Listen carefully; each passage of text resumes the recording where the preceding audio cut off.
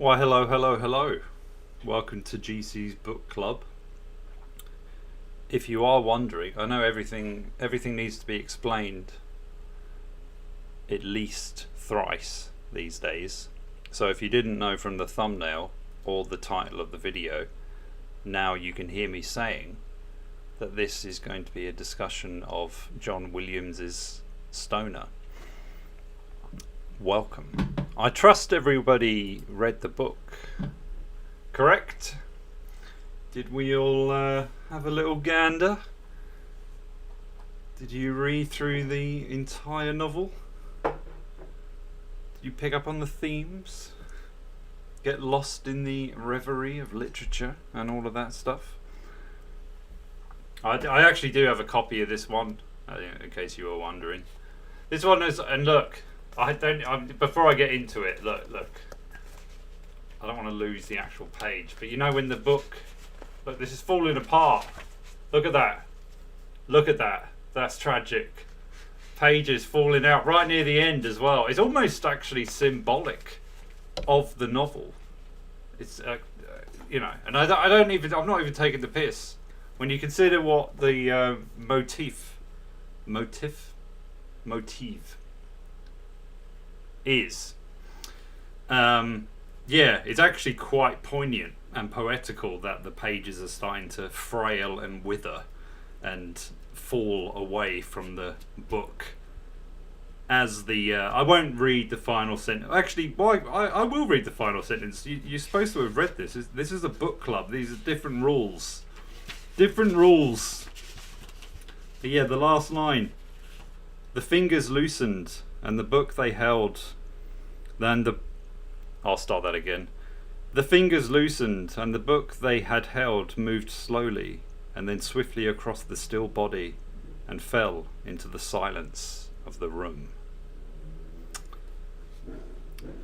And yeah, well, actually, to get started, I noticed this, and I'll mention it a bit more when we read the kind of opening section, but technically Williams actually bookended this a little bit, or he kind of opaquely did, and that's something I hadn't really picked up on before, if I'm honest. I feel like my monitor's shaking a bit too much.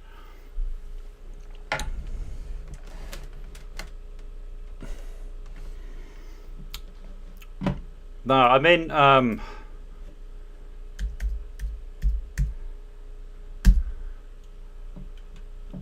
that's what I meant, not motive.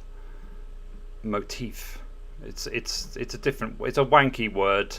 That's what I meant. Aye. There's no need for that. The month isn't out yet.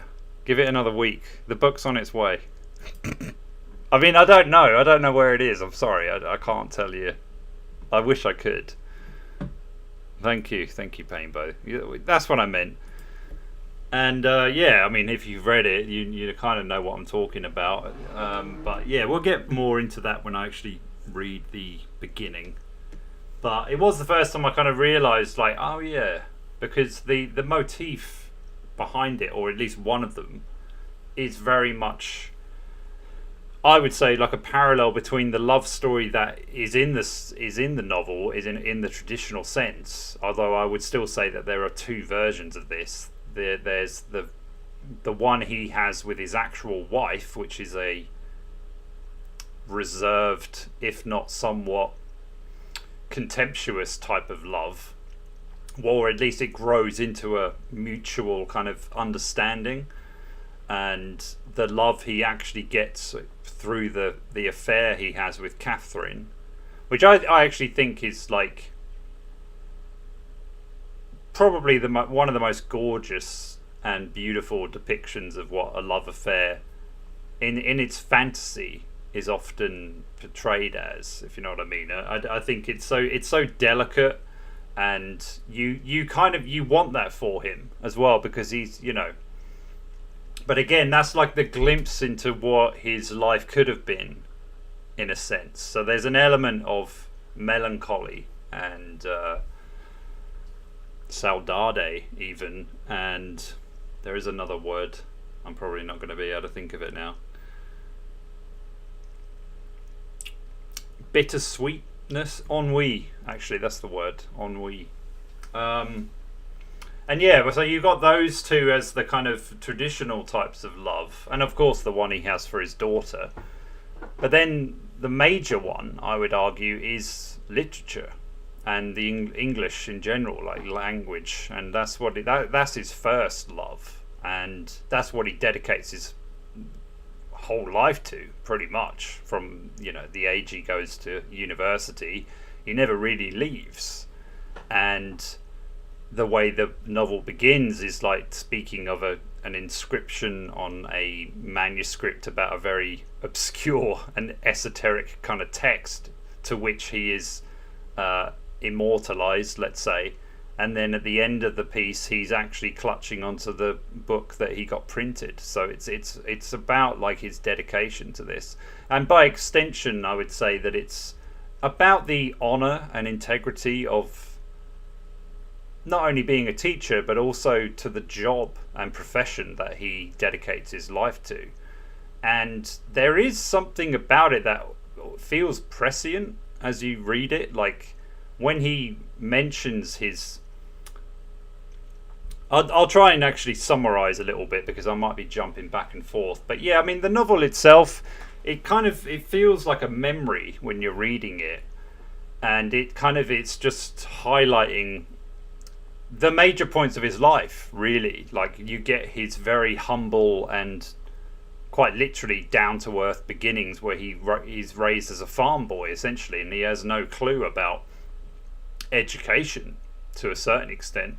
Obviously he knows enough to be able to read and write and all of that kind of stuff, but it seems like the path he's going to live is pretty set out. But then when he actually goes to university, his eyes open up to the possibility of actually being academic, and like as stated, he falls in love with it. Along the way, obviously, he becomes horny, and he kind of becomes besotted with the wrong woman. But there's something about, and I kept thinking, like, and this is Edith, obviously. I kept wondering what was this attraction he had to her, because it's like, yeah, okay, she's petite, perhaps delicate, feminine, all of that kind of stuff, but there's not much in terms of personality. Like, I don't really see what he's drawn to. Maybe it's a presumed submissiveness, which is actually a guise for subterfuge in general, or a capability of. And I think he is attracted to her not because she's a reminder of his parents per se, but their lifestyle. And it's something that the coldness of her is quite reminiscent of the kind of grind he had to live through growing up, because he was constantly being made responsible for milking the cows and, you know, tending to the farm, and housework and things like that. And I think that salt of the earth kind of thing, he either projects it into Edith, or she does have something about her that is cold and unforgiving, much like the elements. And this is my kind of wild theory to it. I think that's what he's drawn to, because there's something kind of inexplicable about what he is desirous of, especially after they marry very quickly, and the disaster of their first wedding night together. Like, it basically is symbolic of what their relationship and the entire marriage is going to be like.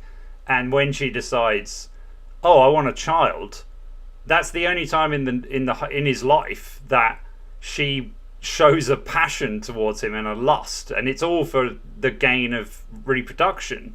More than anything else, it's like, okay, because I want this, I'm going to show you what I can do, kind of thing. And of course, he laps it up because he's never experienced it really in his life. But once the child arrives, Edith not only abandons him, but she even abandons her child for most of her infancy, and only shows interest once she's kind of like a little version of herself, which is quite emblematic of her character in general, and perhaps of parenting in general as well. So we also meet his the friends he kind of acquires from his beginnings at university, and obviously because of the time it's set when World War II kicks in, Dave Masters, which was a friend of his, and he gives this. There's one of my favourite scenes is actually the speech one of his friends gives, and he's almost like it's like what would I call it, like lyrical blackpilling almost. Like he kind of goes off on some kind of poetic rant about how they're all failures basically, or destined to fail, but because he has grandiloquence, he can actually put a flourish onto his words, where really he's saying, you're a loser, and I'm a loser. I mean, this is like we're all fucked basically. Like there's a definite kind of like damningness to it, but there's also like this beautiful kind of insight, and it's sad that this ghost of his character does kind of live on throughout it, and I don't think there's any mistake on Williams's part. It's definitely something that again is parallel to what the novel is, because it is like a series of memories and a series of the most poignant moments of Stoner's life, but it doesn't equate to him having had a profound life, but on the complete contrary, it's profound because it's a normal life. And in the intro it does mention that John Williams actually considered Stoner to be a hero, like a real life hero, and I actually can completely see that, because he's not doing it for vanity or glory or anything like that. Like he does it because he has a dedication to it. He's like, it's almost religious in a sense, is the way he gives himself not only to the study of the English language, but also the integrity and honor that come along with it. And like there is an element of it that I think the prescient part is when he takes umbrage with this character. Someone remind me of the name of this guy, because he's basically like a fraud who's only mimicking Walker, I think his name is. And he's a bright kid, and he begs his way into the class and all this kind of stuff. But you can kind of tell he's in cahoots with Lomax, who becomes Stoner's enemy in the end. But he's all like, oh, you should give him a chance and all this kind of thing. But Stoner actually stands his ground for probably the first time in his life. He never does this with his wife, and he doesn't even do it with his daughter, really. And it's only at this moment where he's like, he puts his foot down.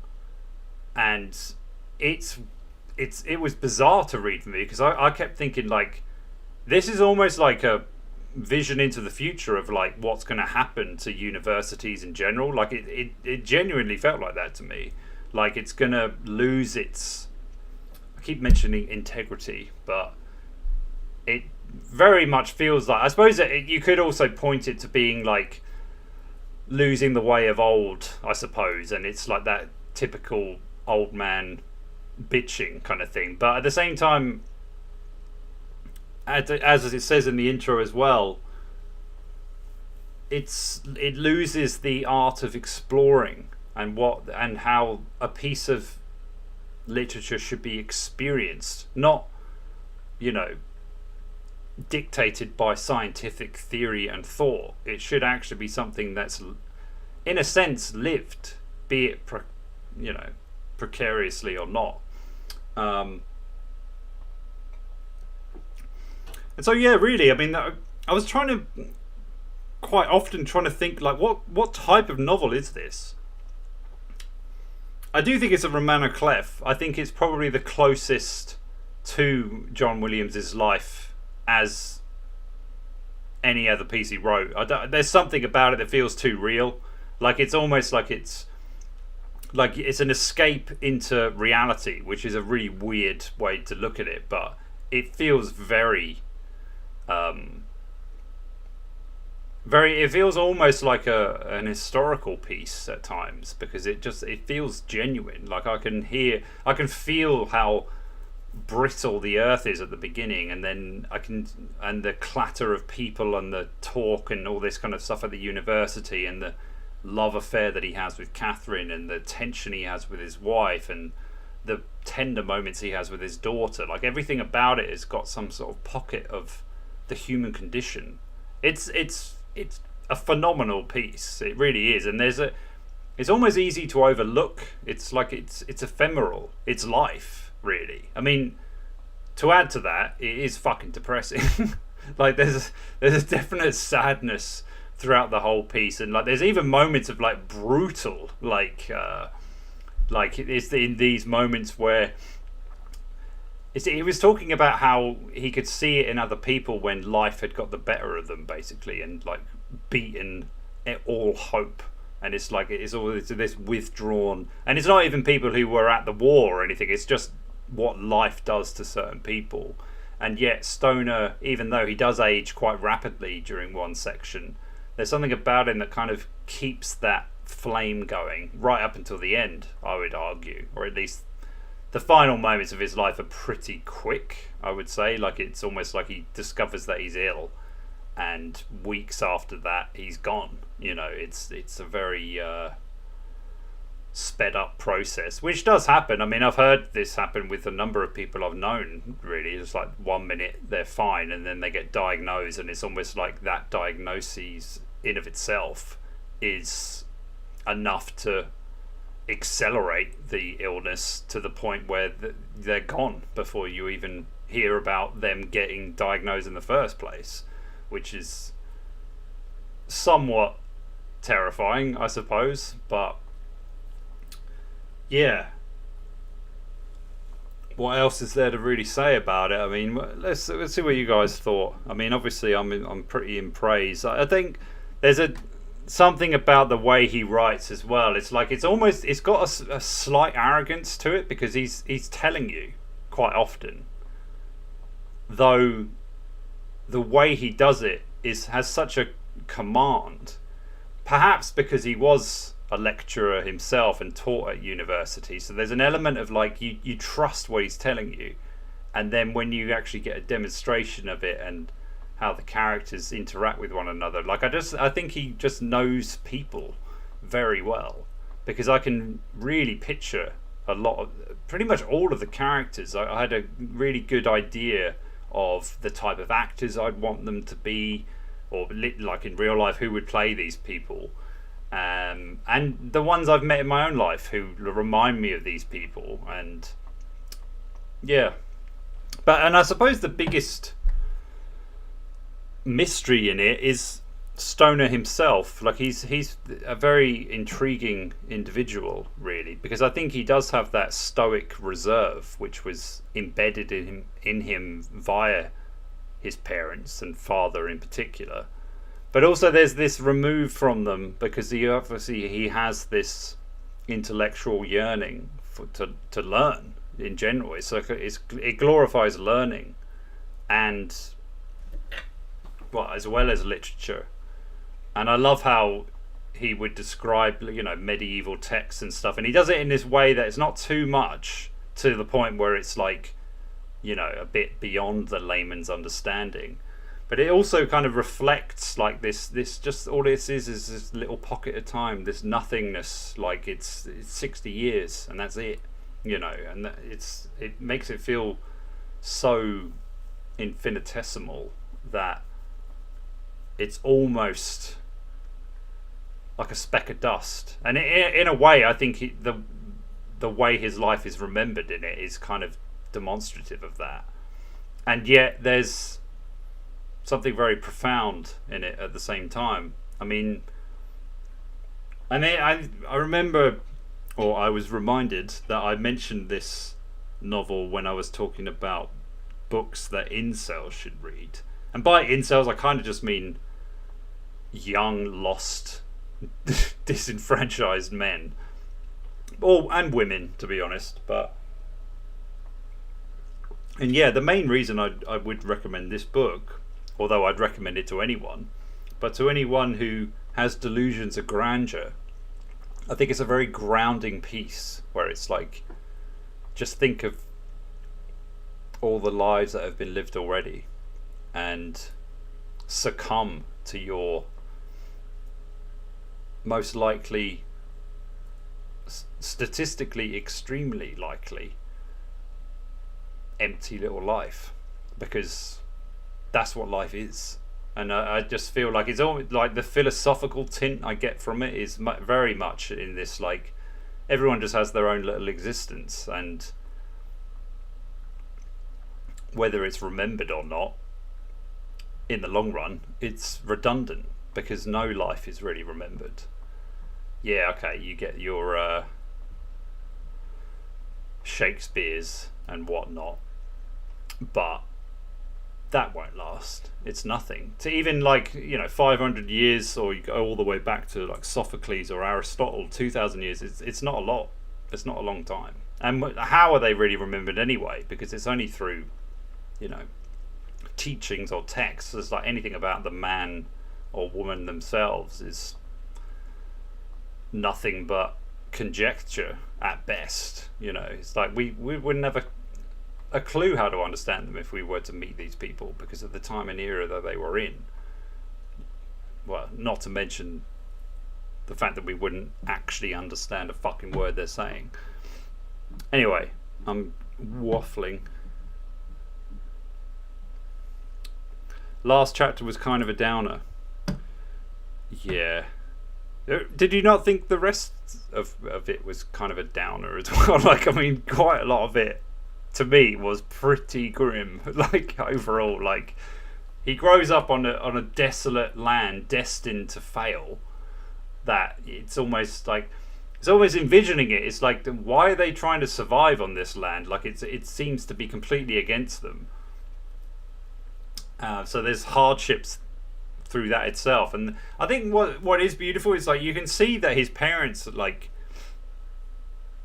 they don't know their own son, or at least they don't realize his potential, and yet they're willing to actually give him this opportunity of, like, they're seeing things are changing, and it's like the biggest gift they give to him is letting him leave the farm and actually go and learn, even though it is under the premise of him learning agriculture or whatever. They don't begrudge him for his decision, and they let him live his own life. And I actually think that is a lesson many parents could learn overall, because if in comparison, Edith's parents certainly don't really allow her own autonomy or even opportunity for it.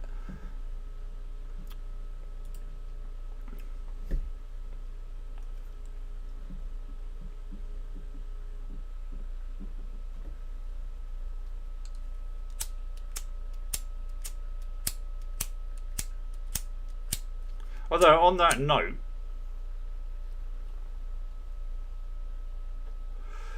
when I was looking for the covers to try and make a thumbnail, I noticed some of them featured Stoner, or the main character, presumably, smoking.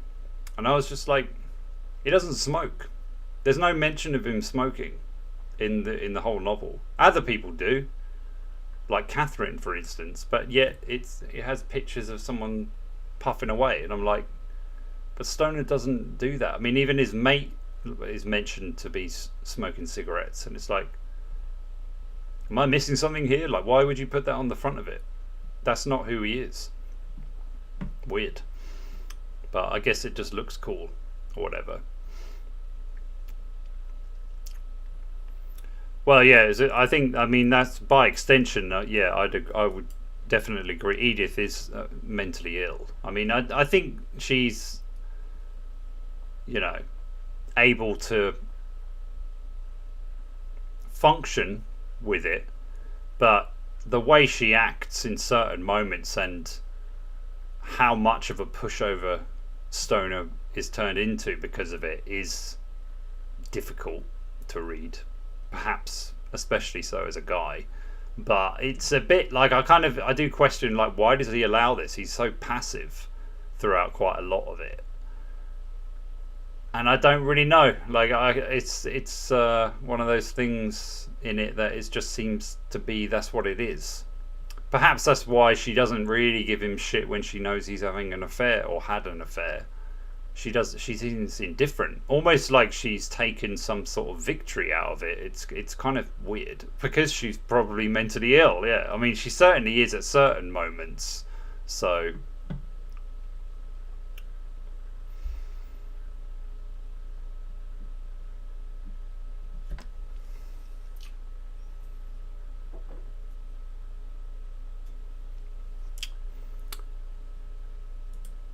okay, it's good, but I felt he told a lot more than he showed, and I got the distinct impression he was manipulating me, dousing me in misery upon misery, and forcing a reaction.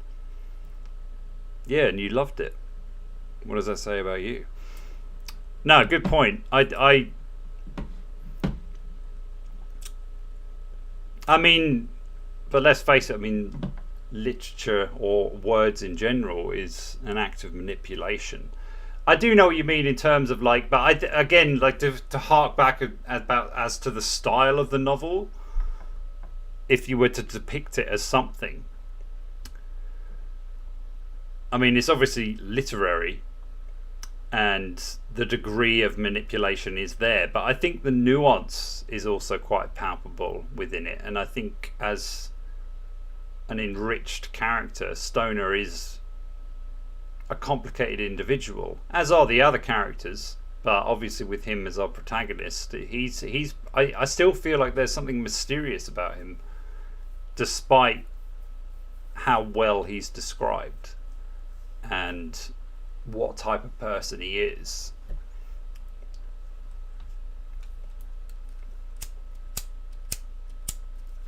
Fucking 1 minute. It's going to be really hot.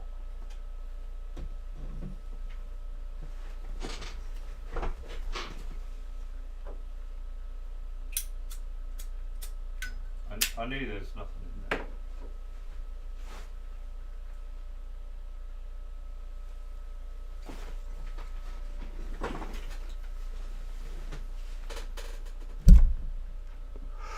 But yeah, then I was actually quite surprised as well to read that it was published in 1965 originally.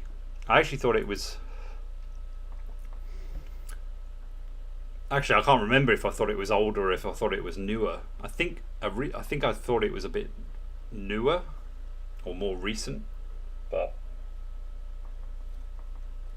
really, thinking about it, it makes sense that it was published back then. I think it's more because it has become quite popular in the past 5-10 years.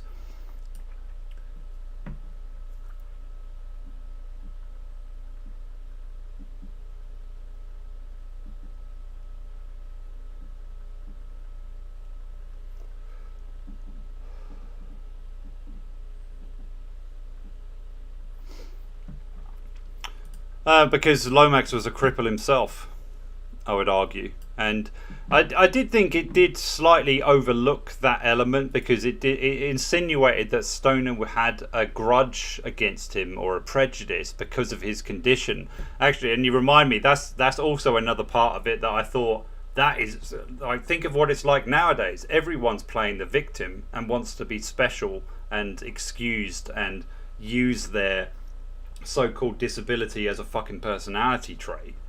And it's like, this is almost like a tiny window into that future. And it's like, and Stoner, I believe, has the self-respect and restraint to not even acknowledge it, which is probably a mistake, because you'd think like he would be like, what are you talking about? It's got nothing to do with his limp or anything like that. It's because he's a fraud. And because Lomax identifies more with the fact that they have this very, completely trivial thing in common. It's like he sees himself in him and he projects it and he forces it and he overlooks the glaring flaws that Stoner picks up on, where this kid is he's literally mimicking the things that he's being taught, but he's not learning jack shit. Like he's just regurgitating what he's being told by, well, primarily Lomax, but also what is being dictated, in the term that he's learning or whatever. It's like he's getting a glimpse into what he should be reading, then he looks up the cliff notes and just quotes it. That's not learning. That's why Stoner takes such an issue with him, because he's a fucking fraud. And he's right overall, and yet there's nothing he can do because of the political nonsense that occurs. And then when that eventually affects his private life, look at the time we're in now. It's like, yeah, it almost freaked me out a little bit reading that. I was like, wow, that's really bizarre. Like, and I don't think it was intentional, really. I just think it was something that possibly was starting to, become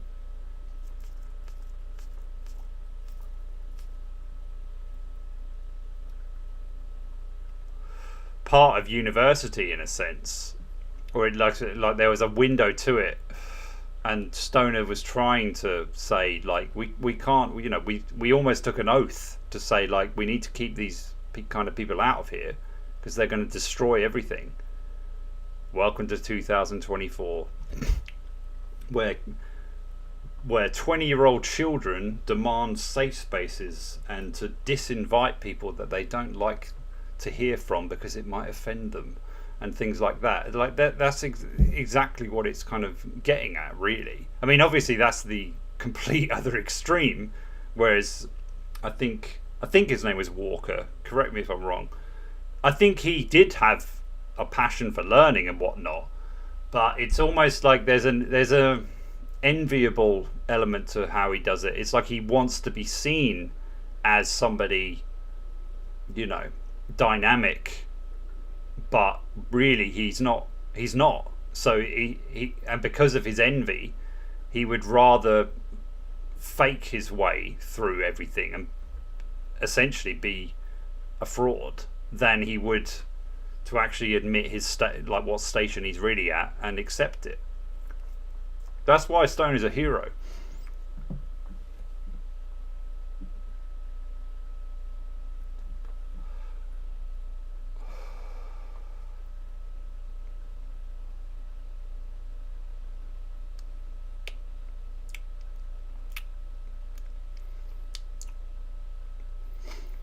Oh, The Devil All the Time. Is that the same as the film? Good film. I'd be intrigued to read that novel. It's been a while since I watched the film, but I was quite impressed with what I took to be quite a damning critique of belief in general, obviously it was more to do with kind of Christianity, or Catholicism, but yeah. In general, I kind of found it to be a scathing critique on the atrocities people commit in the so-called name of, compassion or whatever. But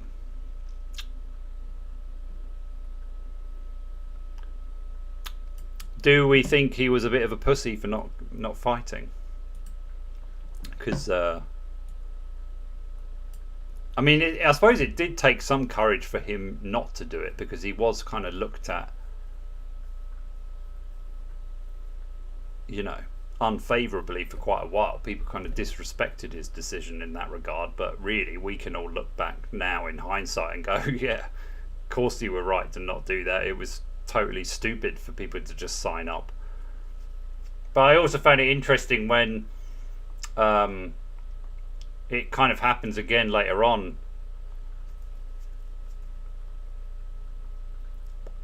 when Grace, his daughter, gets pregnant. And the guy she kind of is forced to marry, or they insist she marries, signs up himself, and then a month later he's dead, kind of thing. It was history repeating itself in a lot of ways. But again, that was also his escape. Like, it was a way for him to get out of that. And yeah, it was hard to read that part when Grace is actually confessing to the fact that she was the reason he died, pretty much, because she knew she'd get pregnant and she wanted to, because she was her mother's daughter, essentially, I would argue. But also looking for an escape from the life that she was imprisoned by because of her mother. So the irony is palpable.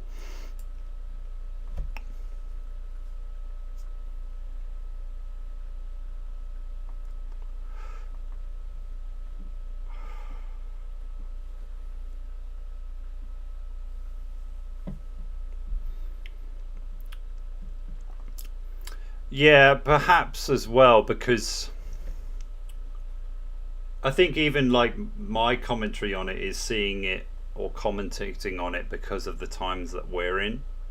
And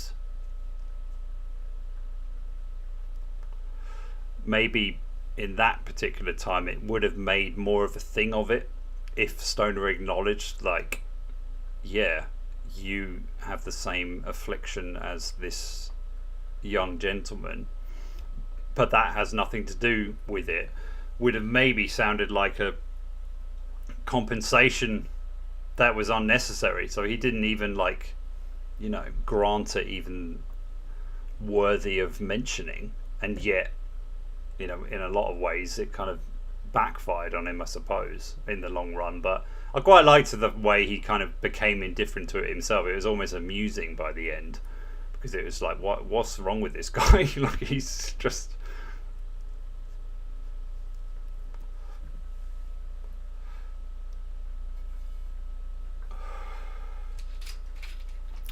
But yeah, I mean, if we were trying to discover a perfect kind of novel, I mean, obviously it's unachievable, but there is something powerful in it, and I think it's the subtlety and delicacy in it. And I mean, really, the plot is obviously there, but it's just it's like watching, or yeah, it is. It's like watching a biography, really, in a sense. And I do wonder how much of John Williams is in it. Is it a Romana Clef or whatever? Probably. But I do think the time in which it's set would actually make it removed from his life, obviously, because of the era he was in was actually the generation after. But that probably gave him a sort of insight into it because of his father, perhaps. I'm not sure, but considering the fact that he did teach at university for like 30 odd years, you've got to assume that, yeah, quite a bit of it was about his own life. But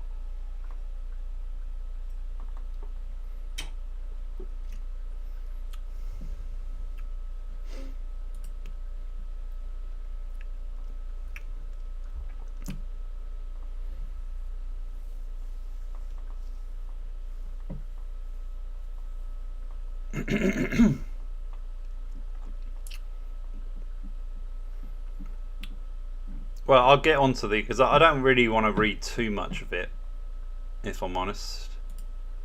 But I mean, I might pick and choose in future as to what parts to read, because there were a few sections in this that I thought this would be a great bit to read. And I've got to come into these things, I suppose, with an assumption that everyone has read it. But this one, I feel like even if I do give things away, it is the experience of actually reading it rather. And it should be that anyway, not things that are too plot driven. It's like, well, you can, just read the bullet points then. I mean, I don't really, it can't ever encapsulate, unless it is all about a twist or something. Then that's when, I think that's where this whole spoiler kind of thing came in, is because of those fucking thriller movies that I mean, I blame it on M. Night Shyamalan, basically, because it's like if your whole story relies on some dumb twist at the end, then you don't really have a story. You have a gimmick. And I think this whole spoiler alert kind of stuff it kind of misses the point a lot of the time. Obviously, it's a little bit irksome to know that said character is actually portraying other character or whatever, but it's still like the relationship they develop. It's like that doesn't once you enjoy something, it doesn't stop you watching it again. Just because you know the twist or whatever. It's usually about the experience of whatever. But I did want to just. So, I mean, the whole novel begins. William Stoner entered the University of Missouri as a freshman in the year 1910, at the age of 19. 8 years later, during the height of World War I, he received his Doctor of Philosophy degree and accepted an instructorship at the same university, where he taught until his death in 1956. He did not rise above the rank of assistant professor, and few students remembered him with any sharpness after they had taken his courses. When he died, his colleagues made a memorial contribution of a medieval manuscript to the university library. This manuscript may still be found in the rare books collection, bearing the inscription presented to the Library of the University of Missouri in memory of William Stoner, Department of English, by his colleagues. An occasional student who comes upon the name may wonder idly who William Stoner was, but he seldom pursues his curiosity beyond a casual question. Gorgeous sentence, that. Stoner's colleagues, who held him in no particular esteem when he was alive, speak of him rarely now. To the older ones, his name is a reminder of the end that awaits them all, and to the younger ones, it is merely a sound which evokes no sense of the past, and no identity with which they can associate themselves or their careers. So in what? A page? He's spoken about someone who is forgotten, and yet then he jumps into it. He was born in 1891 on a small farm in central Missouri near the village of Boonville, some 40 miles from Columbia, the home of the university. Though his parents were young at the time of his birth, his father 25, his mother barely 20, Stoner thought of them, even when he was a boy, as old. And and the reason I bring it up is it's almost like he's talking about somebody who is held in no particular regard or esteem, as he, quotes. And yet there's something about it that's relatable, really. This is life, this is like, you could imagine it could be any one of us in the future. Just if our lives were documented in such a fashion, and to think of all of the manuscripts, all of the attempts at trying to get somewhere. I think even in fucking Conspiracy Against the Human Race, it mentions some wannabe philosopher who blew his head off after finishing his piece, and then it was forgotten. It did nothing. Like his attempt at posthumous fame failed miserably, pretty much, because he's still as esoteric as he was back then. And yeah, I don't know. I think it weaves something, because it's also talking about this little kind of, just a little note. This is like, presented to the Library of the University of Missouri in memory of William Stoner, Department of English, by his colleagues. It's like it's formal, it's impersonal, and yet there's something about I think it's probably the words surrounding it: memorial, contribution, inscription. Like he's describing literature, learning. That's the thing. It's like getting that into your head straight away, and there's a delicacy to it. It's like he's just easing you in, and then before you know it, he's describing his fucking early years, and he's already got you in there. And that's a master stroke, I would say. Like and the subtlety of that is something that I could personally never hope to achieve. in a piece of writing. Maybe I'm sucking its dick a bit too much, but I feel like the mentioning of words and the sentence I'd really adored there. An occasional student who comes upon the name may wonder idly who William Stoner was, but he seldom pursues his curiosity beyond a casual question. Casual. That's the thing. It's easing. It's makes it seem frivolous, almost trivial, and yet it's engaging. So it's almost contradictory. As I think someone said it. I think Patrick said it.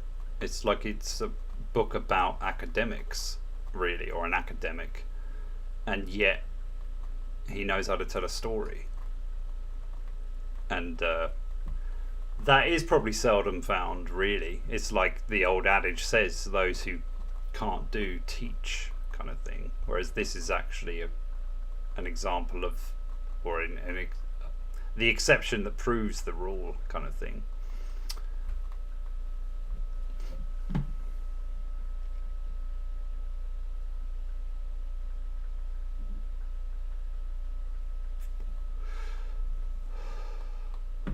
Which is again, it is a beautiful page, but sad at the same time. I think it sets the tone very well.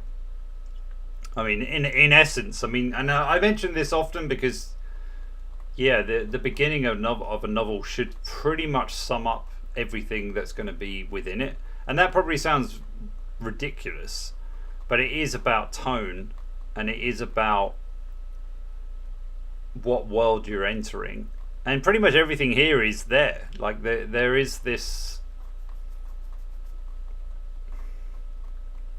I would say in this instance, it's like a spirit that is living throughout this whole piece, and that works well because of the pockets of time that we're introduced to, and just these little moments of, and really, like what do our lives amount to? If we could look back on them, if we have a story to tell. We all have moments that we pick, like, oh, this is when I did this is when I married, this is when I had a child, this is when I actually was seen, and whatever it is to you personally. And I think that's what it is kind of hinting at. It's like, and we all know that it's pretty much insignificant in the end of it all, and yet these are the things that make our lives significant in the times that we live them.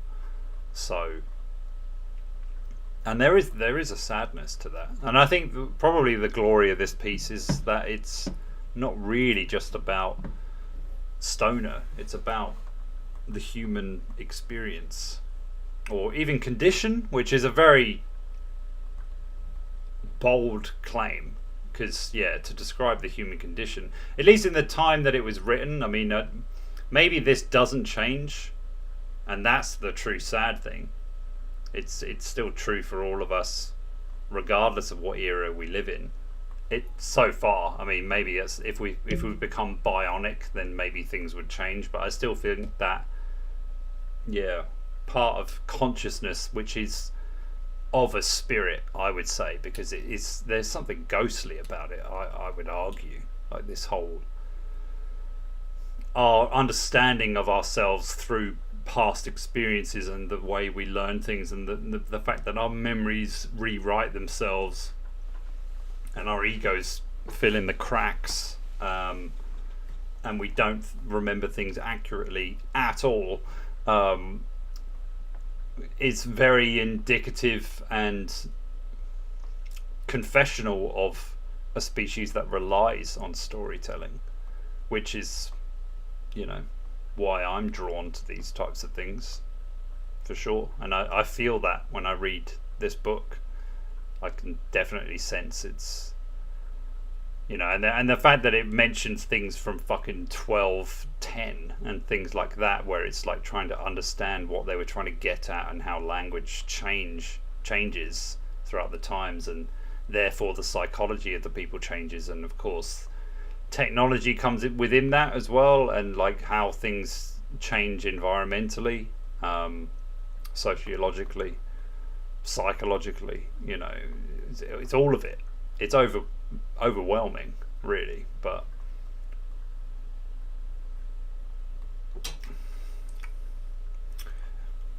and whilst I do think there is an ennui to be found in it, I think the simplicity of the piece is enviable in the times that we live in now, where we're kind of bombarded with, you know, the so-called potentiality of life and where things can go and all that stuff. But that's just an advert or a marketing scam.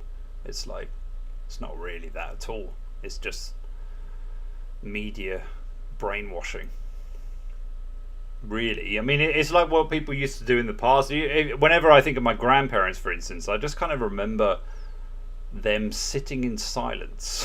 Like, that was pretty much it.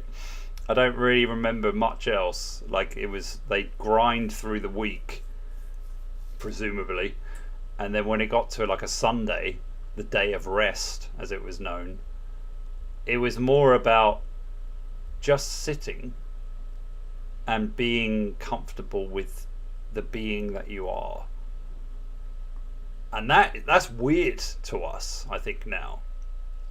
Mainly because we're constantly distracted by bullshit. We're always like able to just disappear into a computer game or a project or whatever, you know, like fucking reels or whatever. Like, it doesn't, there's so many things that you can choose to do to distract yourself, when really people of the past had next to nothing, and they accepted that, which is, I think it's a bad thing that we're losing this, personally. But I'm not trying to speak about today's fucking issues that much, but it's hard not to do that because we relate to things through the lens of the time we're in, you know.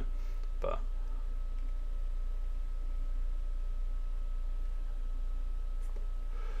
and yeah, well, I think I've mentioned this one a few times, but if you are a fan of stoner, this obviously is a bit of a beast.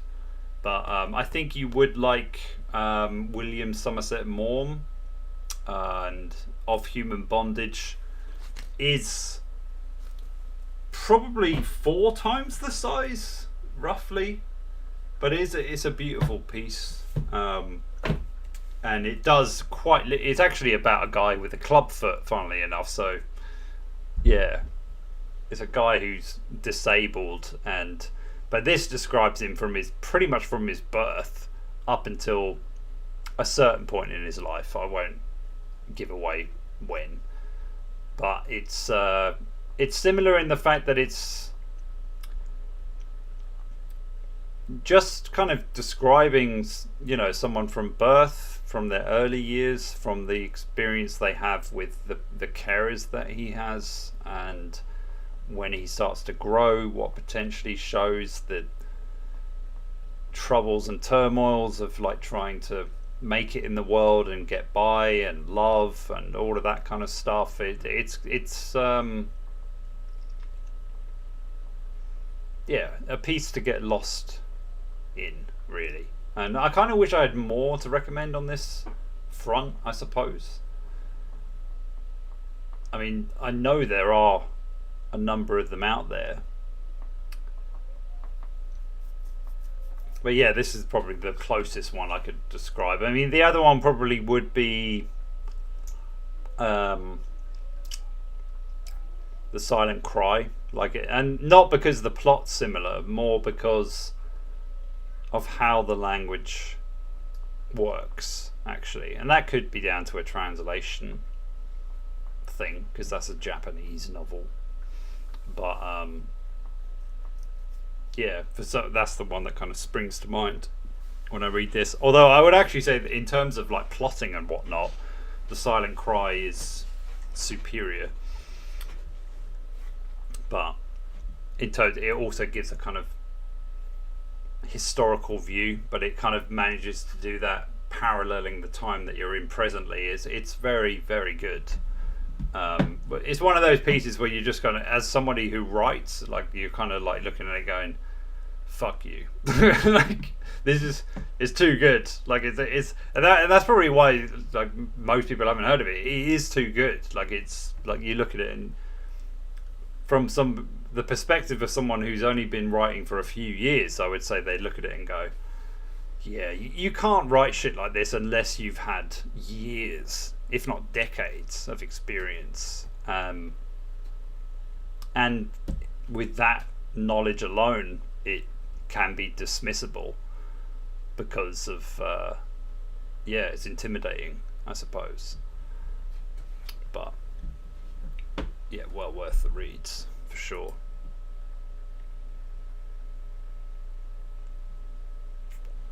Well, thanks for mentioning it because it's a good time for it. What should be the next book?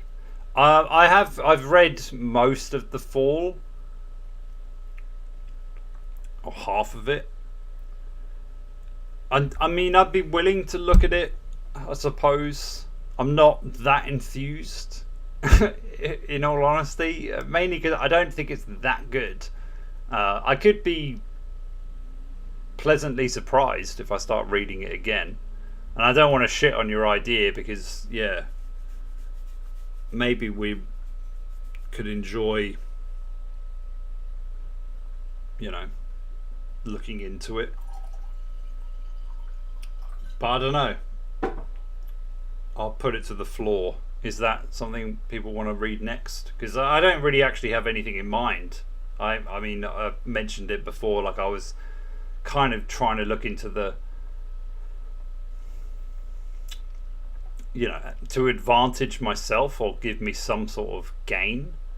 I was trying to figure out the zeitgeist of the internet, or the things that are turning into zeitgeists, and seeing maybe by reading some of it how I could implement it into my own work or whatever. But I'm totally fine with reading other pieces just to discuss them as well. I think a lot of the things that obviously are put out there these days are a bit weak. There might be, like, I think The Pussy by Delicious Tacos, it's fine. It's a good blog book.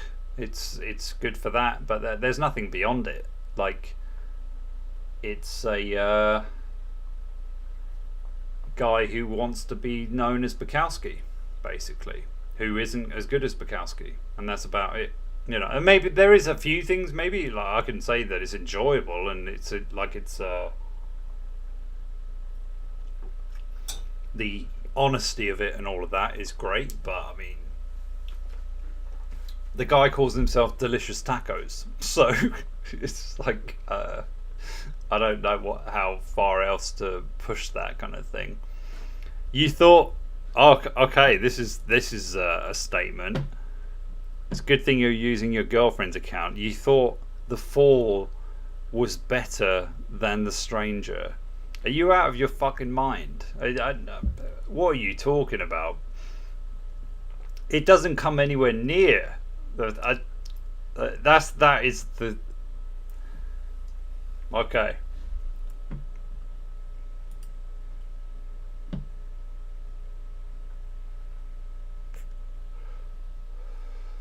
I mean, I'm not saying this because I want to read The Stranger again. Don't get me wrong. Like, I think that novel, if we're talking about perfect, I actually probably, and I say this begrudgingly, I'm tired of hearing about that novel, but I do think it is essentially perfect. Like, I can't fault it that much. I think it's mainly because I think it achieves what literature should aspire to, in the same way that the Metamorphosis does. I would read the Metamorphosis, actually. That would be something I'd put forward. I'm not saying now because, might feel a little bit too convenient, really, but for me, like, that one and The Stranger are up there. If you want something similar, have you read The Tartar Steppe? I'm not too sure on everything. Or has anyone here read The Tartar Steppe? Because that's an existential piece, quite short. I think it's up there in terms of like. I would argue that the Tartar Steppe is the reality version of the hero's journey. Basically, I would say that this, like, everyone has this concept of what the hero's journey is and should be, and we all recognize it when we see it in films where a guy or girl ventures out into the world and they have to learn new things, and we're all behind it because they're new to the land and we've all felt like strangers in our blah blah blah blah blah. But the Tartar Steppe is like the black pill version. It's much more based, literally. No, I don't need to explain more. It's based, and it's still beautiful. It's probably more male, or at least male driven, than other pieces. Yeah, mainly because it is about a guy who essentially signs up to be a soldier, but I think that is more of a conduit for, you know, just getting out into the world and trying to make something of yourself and all this kind of stuff. So yeah, I mean, it is more male driven, but in today's context, I'd say, yeah, women would relate to it just as much, easily. Maybe too much, but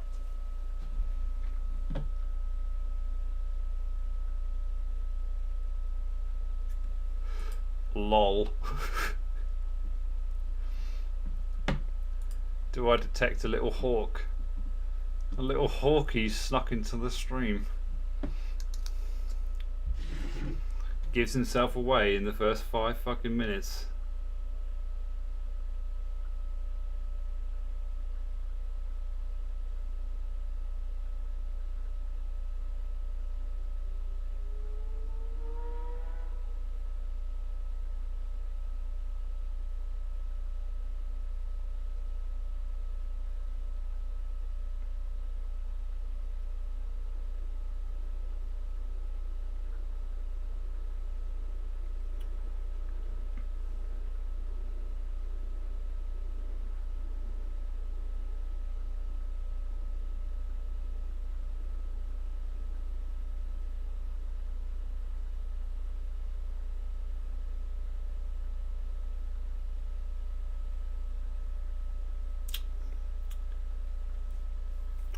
There's a QR code in there. I mean, why do you make me do this? I don't understand. Like, you kind of make capitalism GC come out. Like, I have to remind. Like, I give you gold here. This is shit people would pay for. Whatever. Yeah, donate, motherfuckers. If you actually, anyone who wants to donate like a decent amount, I'll let that you be the judge of that. You can choose the next book. I am a prostitute. In case you didn't realise. So if anyone wants to actually demand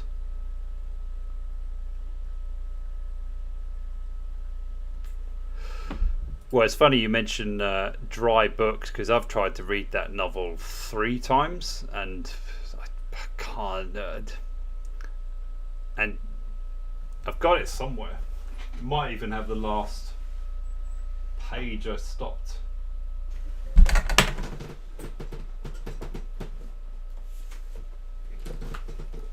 Where did I get to? Didn't get that far. I got to page 41 last time. I believe this is Stephen Fry's favourite novel. I'll read the synopsis. It is the fiesta, day of death in Mexico, and Jeffrey Furman, ex-counsel, ex-husband, an alcoholic and a ruined man, is living out the last day of his life, drowning himself in mezcal wine, mezcal while his former wife and half-brother look on. Powerless to help him, the counsel has become an endearing, tragic figure, or the consul, sorry. His story, the image of one man's agonized journey towards Calvary, became a prophetic book for a whole generation. Anthony Burgess quotes a Faustian masterpiece. I found it to be dull as shit, if I'm honest. But there's part of me that wants to read it. I will confess. An ex-patron of mine made me aware of the book. But yeah, I don't know. I find it very hard to get into.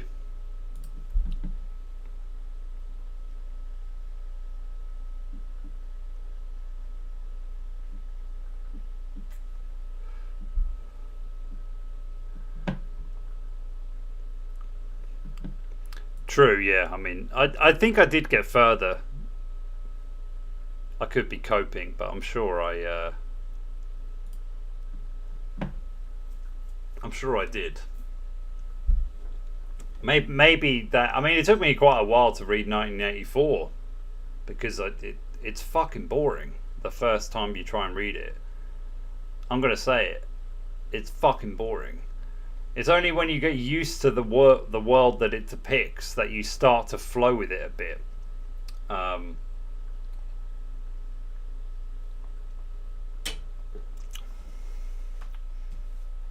long is this?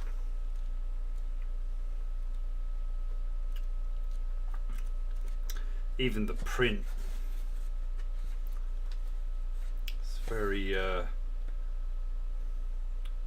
yeah, this is like it says 375 pages. It's longer than that, so I don't see any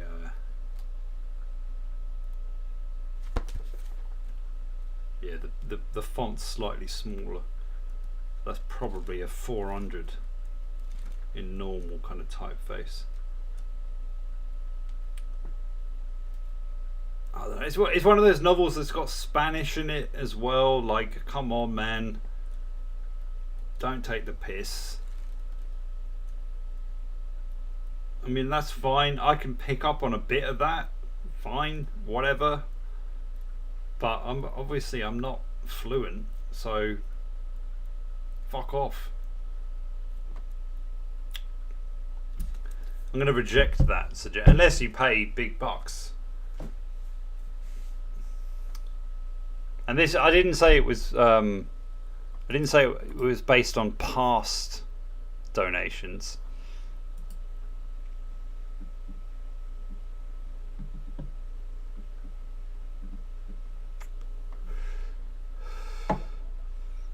No, we're going to come to an arrangement, and it depends on what's going on here. Because I know his past fucking donations are not worthy of what I've just said. Come on.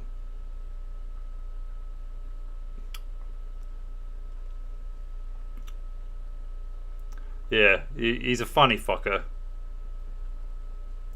Just for that,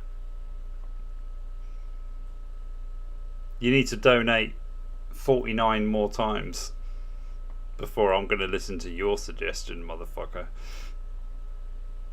You get a page for every £1 you donate. So if you want to, you know, suggest anything, better make it short.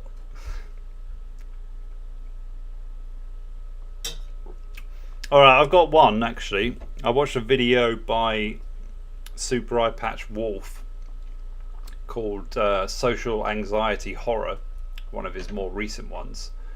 And when I was watching it, I was actually kind of taken aback by how many things I realised he was already talking about, from like the Stanford prison experiment to the movie Speak No Evil actually came up, and the Nathan Fielder series called The Curse. And in it, he was talking about Shirley Jackson short pieces at one point. So I'm kind of thinking maybe we could read some Shirley Jackson or a collection. I've also thought this about Flannery O'Connor. A good man is hard to find. So I'd pitch these writers. You probably heard of The Lottery by Shirley Jackson, but some of the ones he talks about in that video did intrigue me quite a bit, because I was like, oh, these sound quite fascinating. I have to admit, like very weird kind of, not cosmic horror, but within that ilk, where it kind of feels almost Twilight Zoney, where it's like just a premise and then it's like what someone does. So it's one story about a dog who eats a live chicken, and then all of the townsfolk start saying like, you need to do this, you need to do that to deal with your dog now. And it had this very like, yeah, it's really fucking dark from what he described. And if you haven't read The Lottery, I would recommend it. They would be good ones to analyse as well, and to give our thoughts on, I would say.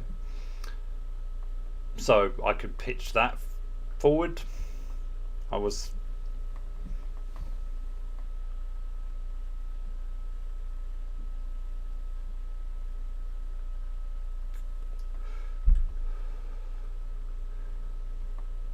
I don't know. I'm not sure.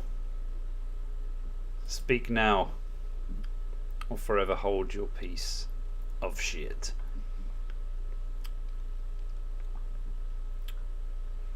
At least Animal Farm was fun. Quick read as well. It's like 30,000 words or something. It's very short.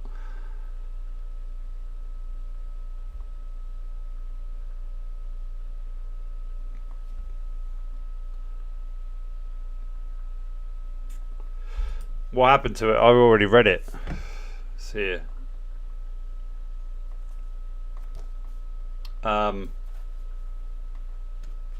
Yeah, it's a good read.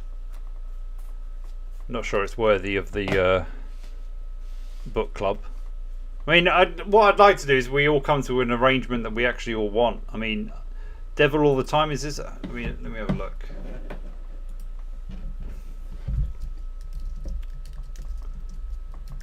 All the time.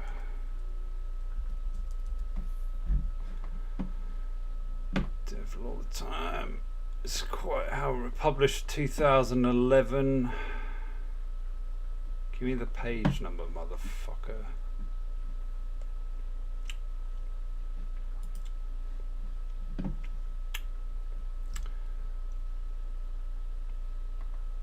Yeah, I mean, I could go with this. It's about the same length as Stoner, apparently.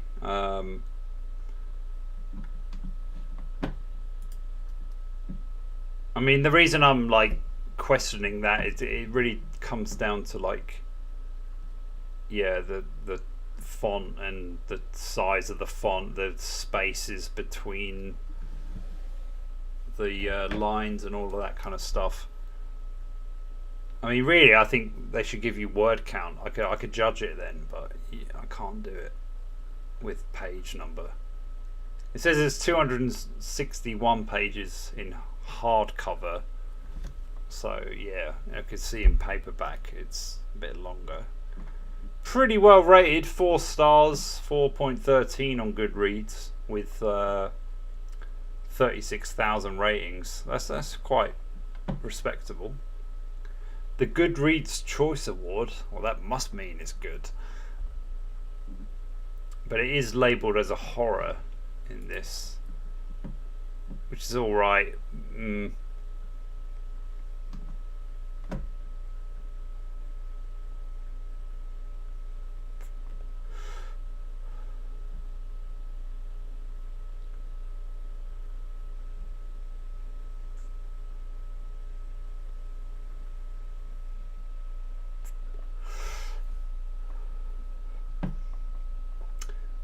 I'd be game. I'm intrigued.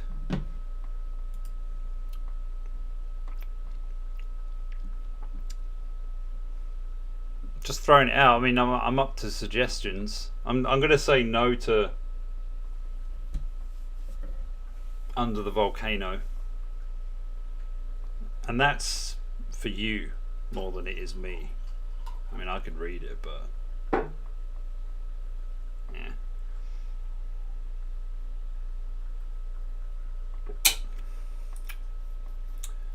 The Fall by Camus I could put in there. I mean, I think you shot yourself in the foot by saying it's better than The Stranger.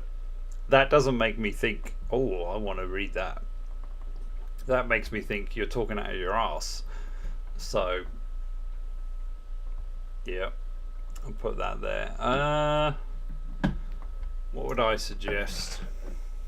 Well, I said Shirley Jackson. Like, there's a few pieces. Maybe just like a collection of her short stories. If it's got the lottery in it, then yeah, we'll start with the lottery, and then we could move on to a few more. I'll do a community post or something saying which ones they'll be, or which ones I'm going to talk about. So if you want to prioritize those, that would be good.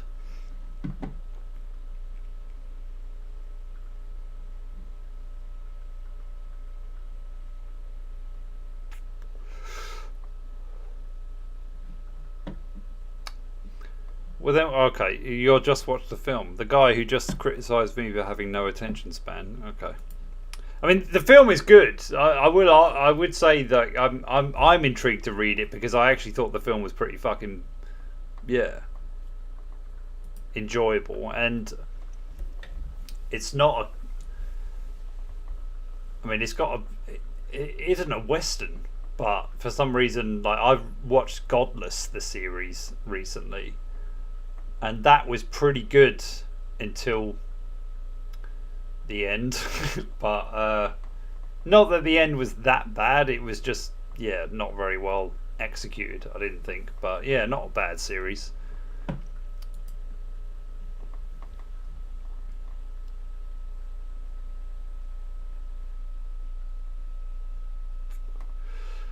It's funny you mentioned that. I saw someone going on about this, I think on Instagram recently, but it sounded a bit wank. Let me have a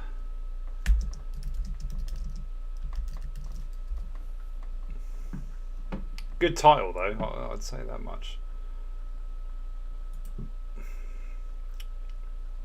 I who have never known men. A young woman is kept in a cage underground with 39 other females, guarded by armed men who never speak, her crimes unremembered, if indeed there were crimes. The youngest of 40, a child with no name and no past, she survives for some purpose long forgotten in a world ravaged and wasted. In this reality where intimacy is forbidden, in the unrelenting sameness of the artificial days and nights, she knows nothing of books and time, of needs and feelings. Then everything changes and nothing changes. A young woman who has never known men, a child who knows of no history before the bars and restraints, must now reinvent herself piece by piece in a place she has never been, and in the face of the most challenging and terrifying of unknowns, freedom. Okay, so originally a French novel, I believe. If I'm honest, I mean, it doesn't surprise me that it's French. This sounds wank. I mean, I'm mildly intrigued, I'll admit, but gonna have to be a no from me for that. I mean, I actually will put it on the list, but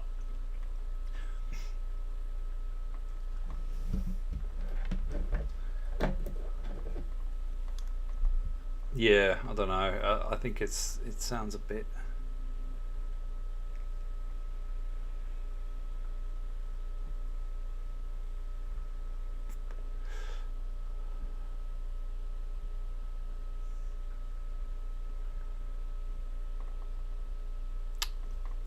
It's a maybe from me with that. I actually don't mind the feel of it, I suppose. It was published in '95, quite a long time ago, really. I actually thought it was more modern than that.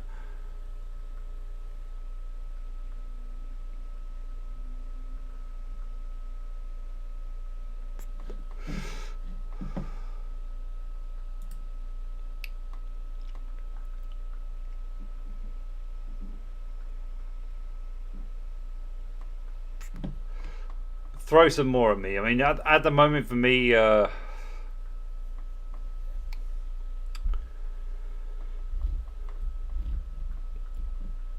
think I'm not sure actually. I'm not really. Yeah.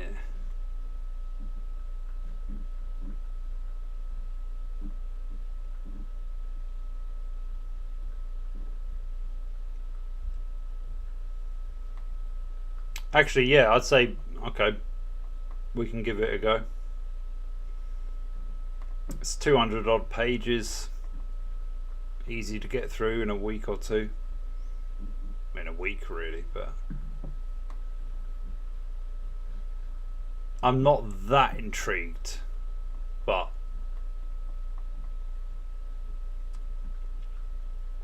what about Blood and Guts in High School? Kathy Acker. That's just a novel that I've been wanting to read for a while.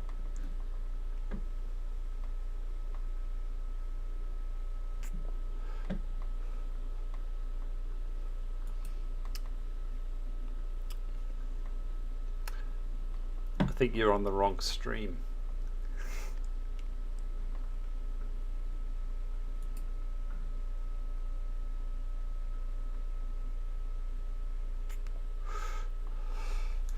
I'm not totally against reading it, but right now, nah. I'm shove it up your ass. I'd rather read Otessa Mosfe than her, but Fech. I don't know how to say these names, but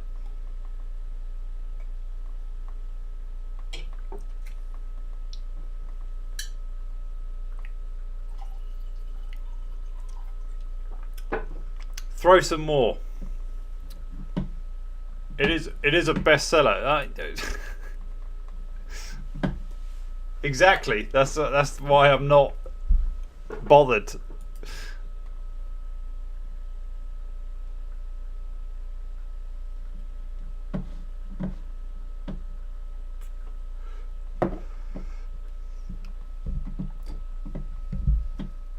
It could be good, I have to admit, it could be, but I'd rather wait a bit longer before. I don't want to. I mean, you might as well suggest Colleen Hoover to me, to be honest. It's in that same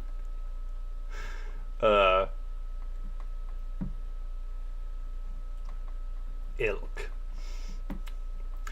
If I'm honest, I think I Who Have Never Known Men sounds really pretentious, but it might be good.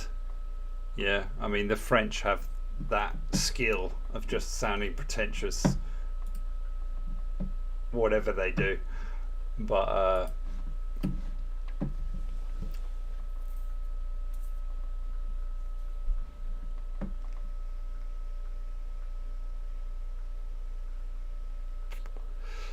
I'd be down for that. I'd be down for it. That was her debut novel, right?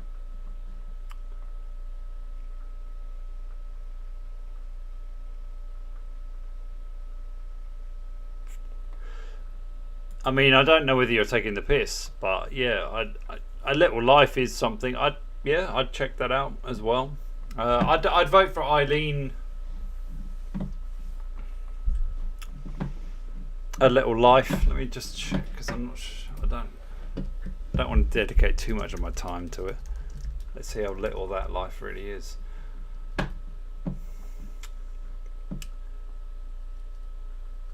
Oh, is it a Japanese author? Yanagi Harari. Is it Japanese? No, it's an American, but that's not an American name.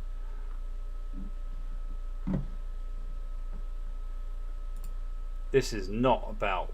Maybe this isn't the novel. Yeah, it is the novel I'm thinking of. When four classmates from a small Massachusetts college moved to New York to make their way, they're broke, adrift, and buoyed only by their friendship and ambition. There is kind, handsome Willem, an aspiring actor, JB, a quick-witted, sometimes cruel, Brooklyn-born painter seeking entry to the art world. Malcolm, a frustrated architect at a prominent firm, and withdrawn, brilliant, enigmatic Jude, who serves as their centre of gravity. Fuck off. We're not reading this. I'm sorry. No. I don't. Maybe it's good. I don't know. Sounds super gay. I'd rather read about fucked up chicks. I'd rather read normal people, actually.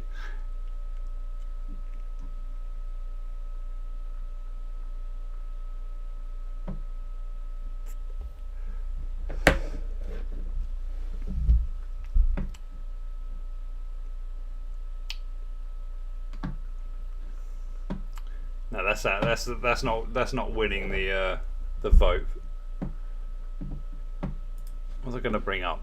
Yeah, this just to close on the whole stoner thing. It is apparently in the works to be made into a film. Joe Wright, Casey Affleck, who we've got to presume is going to be playing Stoner. Not the actor. I mean, I actually think he's quite good. Manchester by the Sea is actually a potential demonstration as to how he could portray him. But Joe Wright also directed The Woman at the Window, or In the Window, which is arguably the biggest piece of shit movie I've ever seen in my life. There are a few other films that he's done, I guess. Atonement, Anna Karenina, shit, basically. So yeah, I'm inclined to agree with this writer, because yeah, hearing this, I'm just like, not sure this is going to work at all. It kind of feels like they're going to completely ruin it. But I don't know. Who knows? Sometimes, you know, to make assumptions, you know, only makes an ass out of you and me and all of that kind of stuff. But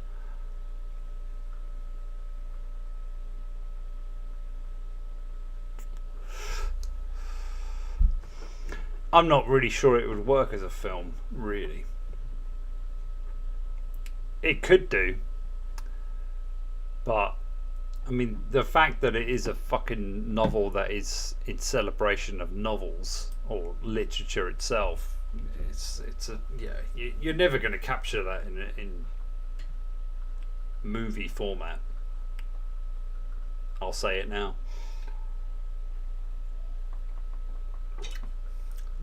Same reason you can't make Lolita. Doesn't work. You need literature.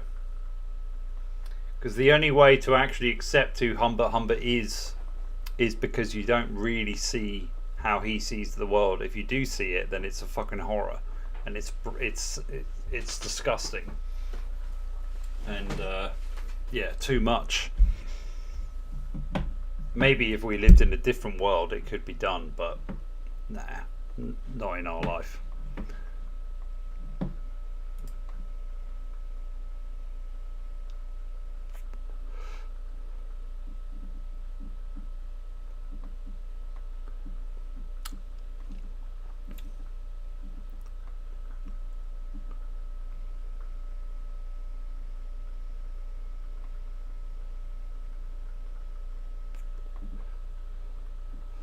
Infinite chest.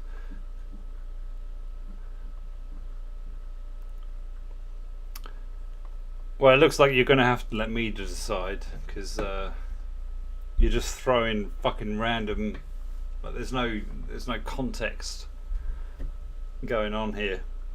This is just bullshit.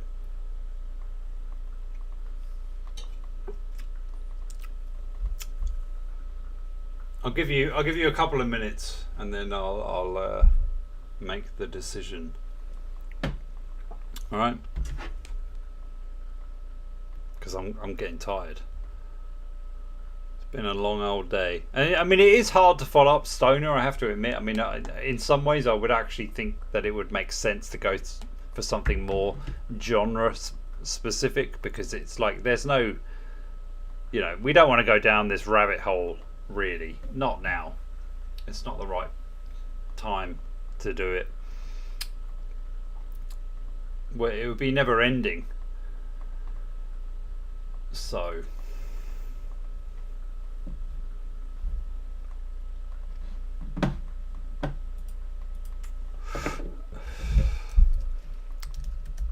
I'm going to do my own little research here.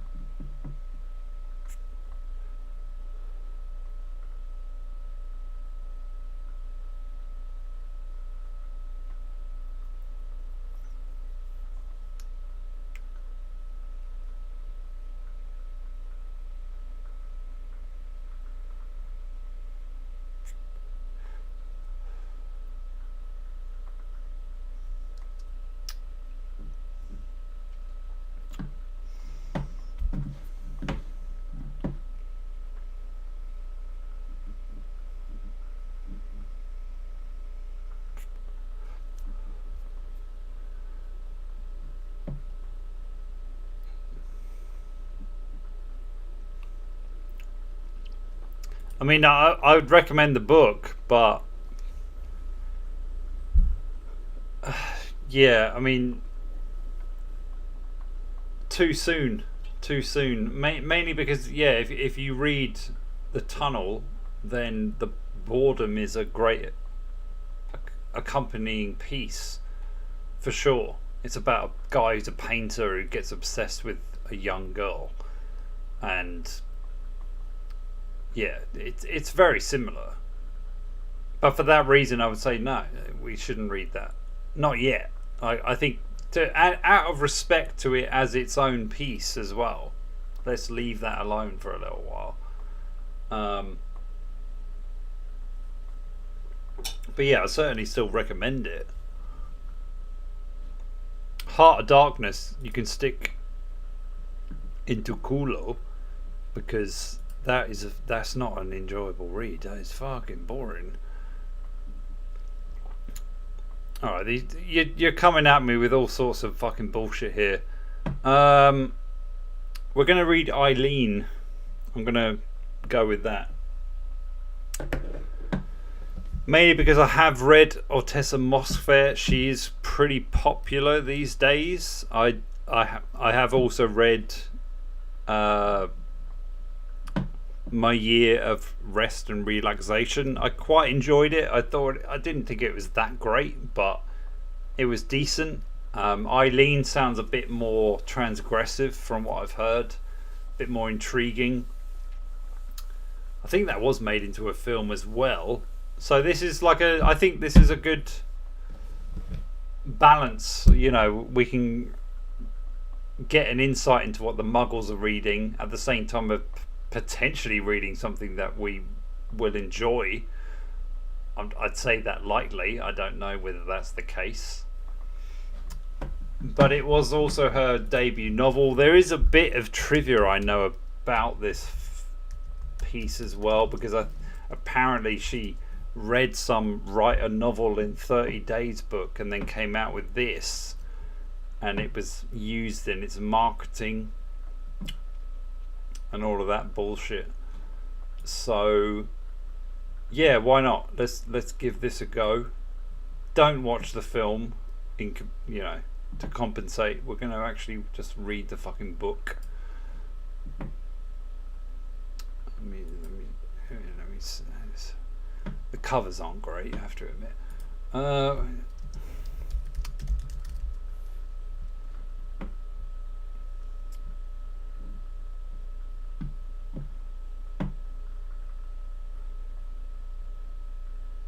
I was trying to find the original cover, but I'm struggling here. It looks so modern. I'm already regretting my decision. No, we're gonna go for it. Why not? I think it meets a middle ground, basically, what we've been talking about. So.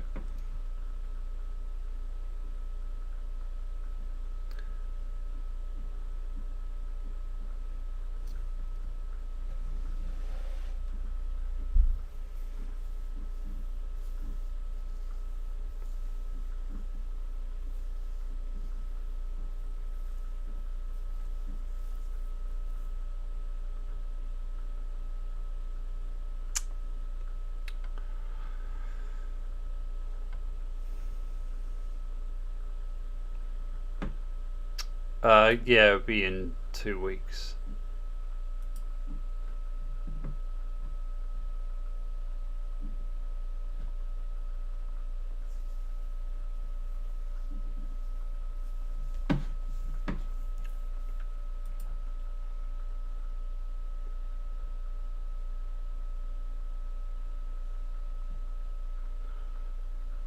I don't know, yeah, I'm still mildly put off by the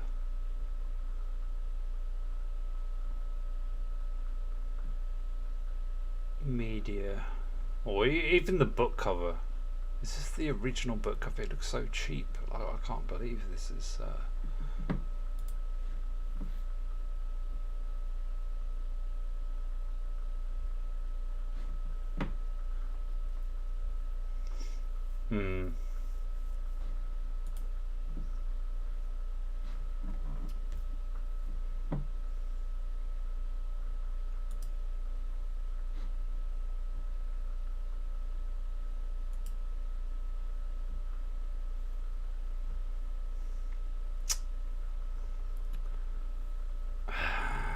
okay. Am I sticking with this?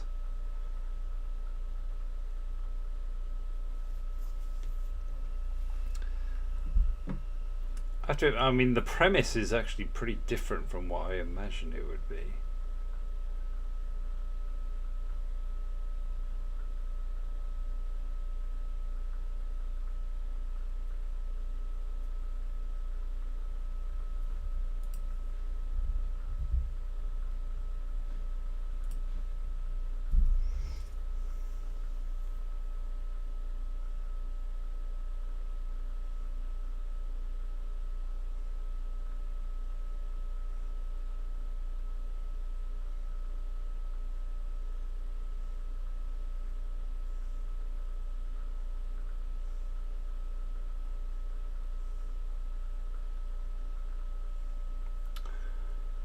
No, okay. Yeah, from reading the synopsis, this is a good choice.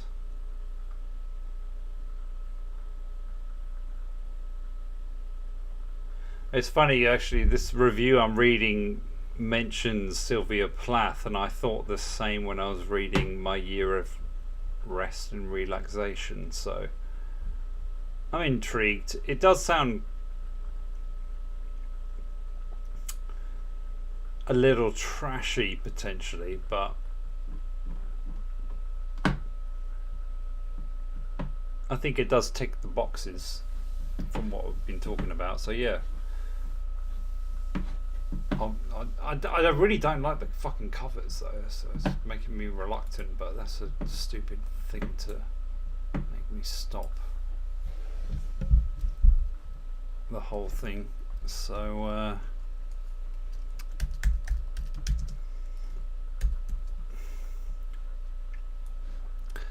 yeah, there it is. That's the next book. We're going to read this shit.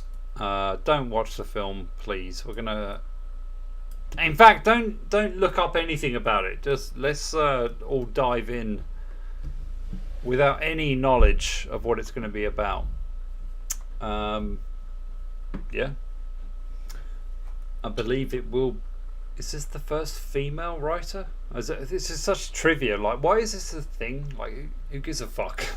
But yeah, I think technically it will be.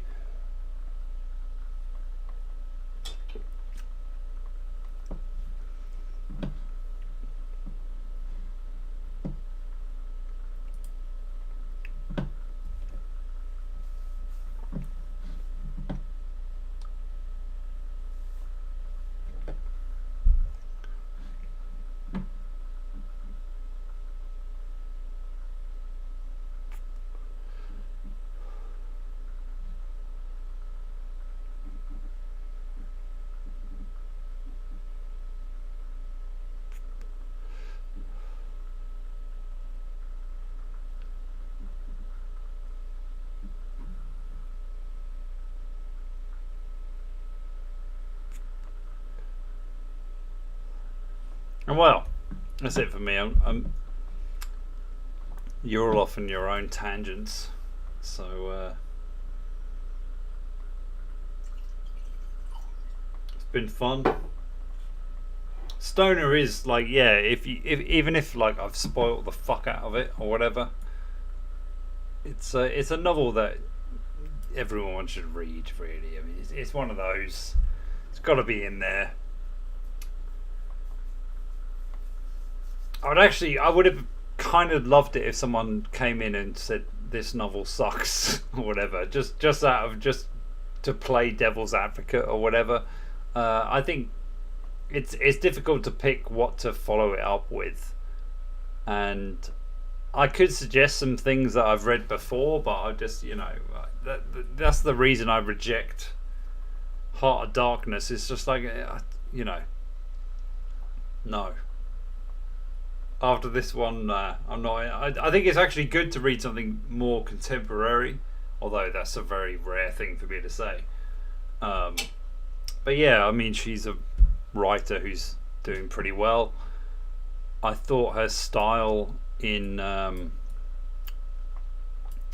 My Year of Rest and Relaxation was actually quite good overall. I thought the novel was a bit lacking, but yeah, this one, from what I've read so far, the synopsis, it sounds intriguing.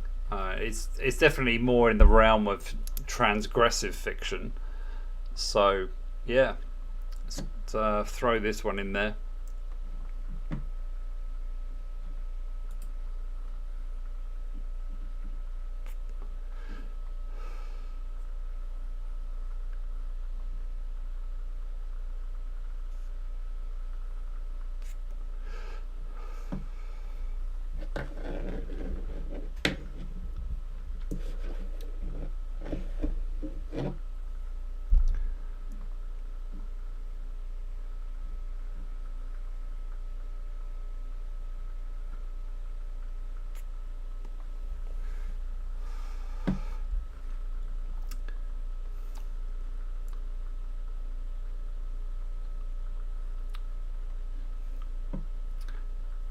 I mean, maybe we can address this from the beginning of the next book review, because I'm inclined to agree with you. That's because you haven't read me, but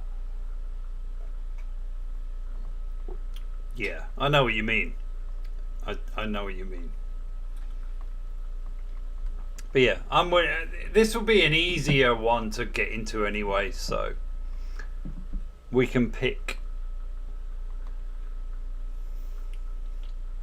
something more canonical next time, perhaps. I don't know.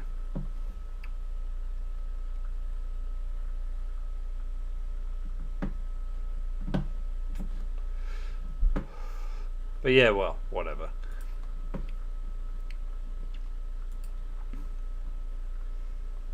And again, well, it stands to reason, if you really want a book,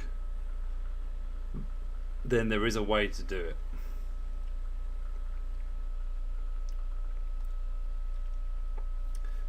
How to shit.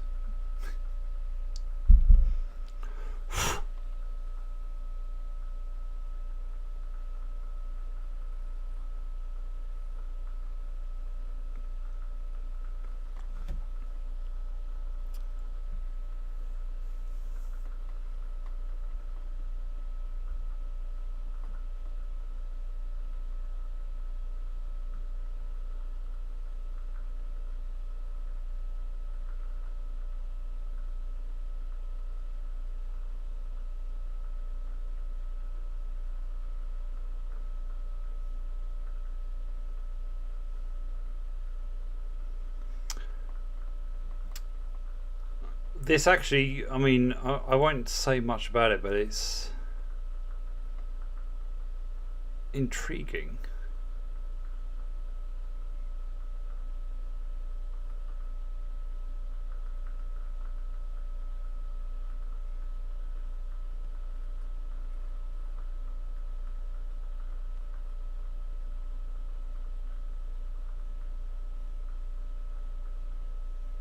Yeah, okay. We're gonna read Eileen then, and I'll hopefully remember this article that you sent me, because I believe it will add to the intrigue, or at least discussion. And I'm fucking tired, and it's been 2 hours, so I'm off. It's been fun. Yeah, well, I'll be back for some more cope next week, I guess.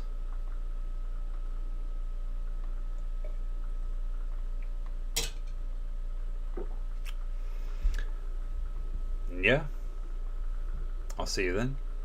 Take it easy. Don't do anything I wouldn't do. And donate. You know, if you like this stuff, then become a patron at least. You know, just saying. Because, well, these streams are on they're on thin fucking ice. That's all I'm gonna say. They're on thin ice. So, see you later. Take it easy.